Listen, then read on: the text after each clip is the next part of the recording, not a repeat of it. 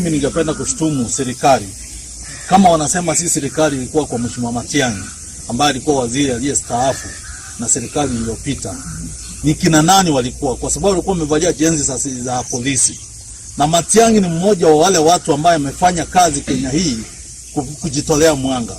Tukikumbuka vizuri sana, mawaziri wote ambao wamefanya kazi kwa serikali zilizopita, wote wengine hawako hai kwa waziri ya wizara ya usalama, ijapokuwa Joseph Olelenku.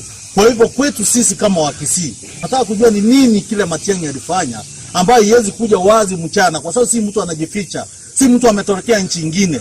Mbona sasa hivi Matiangi juzi amepewa kazi katika Umoja wa Mataifa? Kwani walikuwa wanapea jambazi kazi? Mbona hawezi enda mchana? Wakati mawakili walifika pale na kiongozi wa Azimio ambaye ni Raila Odinga, wote walitoroka. Mbona walikuwa wanatoroka?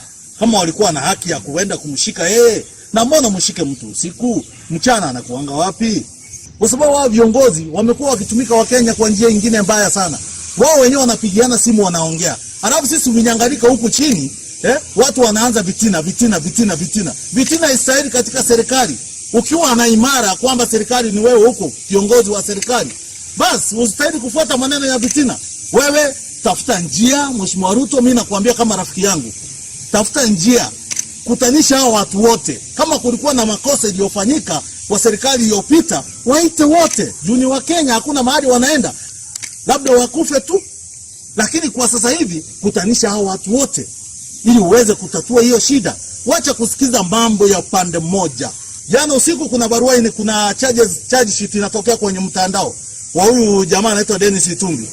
Ile kama kuna haki basi ipelekwe mahakamani. Isije ikapita kwenye mtandao, kufika kwenye mtandao sasa ndio inakuja, ati sasa ndio wanaenda kutumika kufanya nini? Kumshika. Hiyo kama sisi wa Kisii wote, labda tukufe sisi wote, ndio tunaweza fanya nini? Ndio tunaweza waachilia wa Kisii kwenye nyasi. Tena kama si hesi yako na makosa, tuko na sheria katika Kenya hii. Tafadhali tunawaomba, mmetugusa vibaya sisi kama wa Kisii.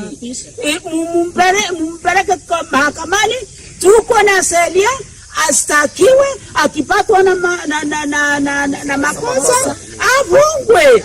Lakini kwenda kufanyia maisha ya mtu mchezo hatutaruhusu. Kama wa Kisii, wakina mama tutatembea tukiwa uchi mpaka ile parliament, tuambiwe mtoto wetu anafanywa nini.